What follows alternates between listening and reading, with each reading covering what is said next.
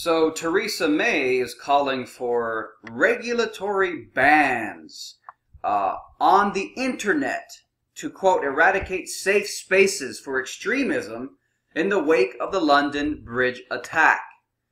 But of course, who is going to be regulated here? I have a fucking little feeling, in good old CCTV London, the home of Big Brother, the home of George Orwell's 1984 surveillance state, I have a feeling that the British people might be the primary targets of this increased regulation and surveillance, and not so much any supposed extreme Muslims in the country. I have a friend from Britain, and she tries to log on to websites that have a conservative, right-leaning bent, and a lot of times her internet service provider does not allow her to visit those websites. She told me one example, Milo Yiannopoulos' website, with a lot of conservative views. It says that his website, it has graphic content. It's like, oh, graphic content? You mean like Sky News over in Britain? Which is always airing bloody, fucking, oh, someone got hit by a car today. Oh, terrible car crash. Ooh, look at this house fire. Ooh, look at the bombs going off over here. Isn't that graphic content? Why doesn't that get a ban? It's only things with a conservative bent that get the ban. God forbid British people log on to a conservative website and learn a thing or two about the Second Amendment. Learn a thing or two about defending themselves with firearms, so that when a terrorist jumps out of a van that he just used to plow over 20 people on a bridge and he's got a fucking giant knife and he's slashing at you, maybe you can whip out a gun. In fact, Donald Trump said that much this morning. He goes, "Do you notice we are not having a gun debate right now? That's because they used knives and a truck."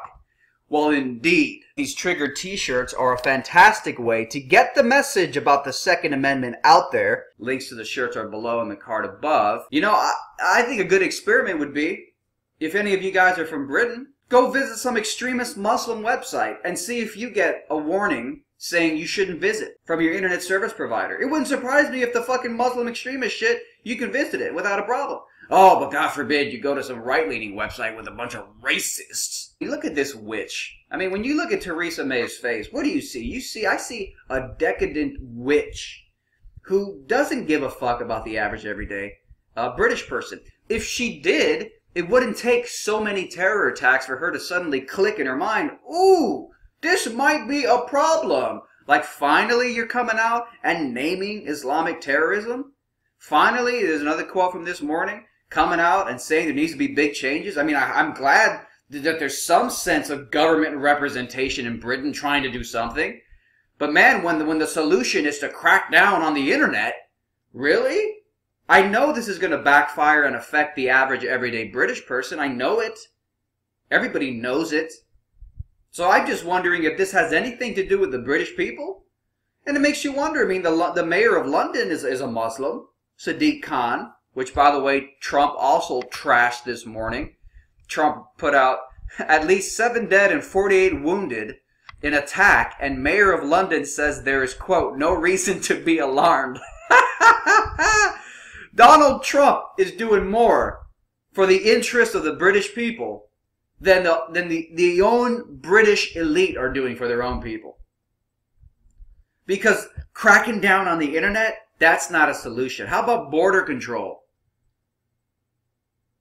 How about putting out messages against Islam? A culture that is, for the most part, incompatible with Western values. You want to make an argument that, okay, moderate Islam is tolerable and it's not as extreme. But I'll tell you one thing, it's still incompatible with all these liberal Western values of independence and women's rights. So why don't you, instead of just saying we're going to crack down on the extremists, you need to crack down on the moderates. Because that's a cultural shift. That's a big deal. I mean, when you're putting veils over your women, you're naturally going to feel hostile toward a woman who doesn't have a veil. Period. Period. There's nothing tolerant about veiling a woman and covering her up. That's not tolerance. The reason you veil your woman is because you have very unique views about women and sexuality and men. So they don't just drape their women in fucking hijabs because it looks nice. There's a specific reason for it, and it has to do with, well, I'm not even going to get into it right now. But my point is that you want to talk about incompatible cultures. There's some incompatible cultures. I mean, how could a Muslim woman not feel a bit of resent or hostility towards a Western white woman walking around on a Friday evening in fucking short shorts and high heels, going to the party, going to the bar? How's she not going to feel resentment? The Muslim woman knows, she knows, that there's two really polarizing ways she can live her life. She can be the independent, modern, feministic woman who goes out and sluts around, and that's like the height of fucking like female empowerment and freedom. Or she can be this, what some would call, regressive woman who's basically a slave to her man and has basically no choices as an individual woman. How could you not resent that? How could you not, as a Muslim woman, not at least look at a liberated Western woman and think to yourself, fuck that dumb bitch? Two totally different worldviews, bro. So, you know, London's mayor is a Muslim. So when I see this bloated witch, Theresa May, saying she's going to crack down on the internet, what a great solution. I see this as a targeting of British people. It ain't going to be give me a fucking break. Give me a fucking break. Here in America, Google is saying that InfoWars is fake news. Even though they predicted the election, while fucking the mainstream polling said that Donald Trump was going to lose massively and it was going to be a Hillary win landslide. Oh, but InfoWars is fake news. How about the fake news that said Hillary was going to win by a landslide?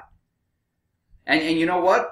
There's been countless stories where InfoWars and other right-leaning websites get warnings from Google or warnings from Facebook saying this might be fake news, this might be misleading. So when the London elite are going to start cracking down on the internet, okay,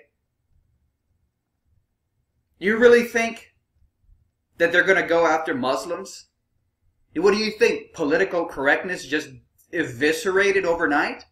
Meanwhile, there's a fucking London mayor who's a Muslim who said that terrorism is a way of life. Who said terrorism is a way of life. And he's on record years ago saying that moderate Muslims are Uncle Toms. Which is basically saying if you're a moderate Muslim, you're a sellout. The same identity politics you see amongst racist black and brown people here in America. Muslims with radical agendas have already taken over parts of the British government. So when Theresa May says we got to crack down on the internet, and when right-leaning websites in Britain are already blocked, what do you think they're going to do? You think that they're just going to fucking start going after the extremist Muslims? We'll see about that. Big Brother Orwellian nightmare come true. So I don't have much else to say, guys. Thank you for watching. As always, be sure you check out the Triggered t-shirts, the Second Amendment, Safe Spaces since 1791. You want a safe space? Let's talk about the safe space created when you have the capacity to own a firearm and defend yourself competently against someone else who's trying to fucking kill you. Okay? And we can make arguments all day about this. Oh, but if we all banned guns, then it'll be okay. Really? Let's refer back to Trump's tweet. They used knives and a truck. You can 3D print guns nowadays, okay? Give me a break. You either give everybody access, or you only let a handful of people access it, like the cops, which who knows? The cops, I mean, in London, the cops are basically under the directive of a Muslim who says moderate Muslims are Uncle Toms. So good idea. Give the British people protection from law enforcement. The only people who could have guns are the people under the directives of a fucking London mayor. A Muslim mayor in London. That sounds smart for the well-being of the British people. Leave the British people disarmed, but give the government the guns. Or the criminals the guns. Or the terrorists guns. Meanwhile, the average British person is a disarmed, scared little person trembling in fear because their culture, their government, does not give them a message of empowerment. A message of, yes, you have the freedom to arm up if you want. Why wouldn't you?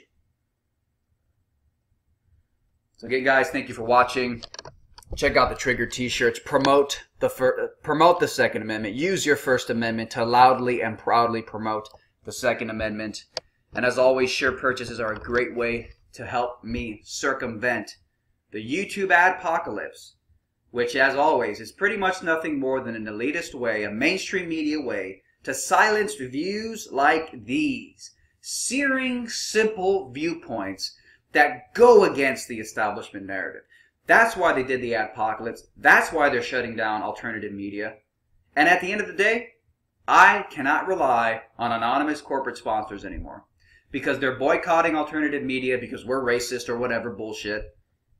And relying on ad money is not gonna cut it. You have to be the soldiers on the intellectual battlefield now. It's either fan funding or it's no funding. The power is in your hands. Check out a Trigger t-shirt. Thank you guys for watching.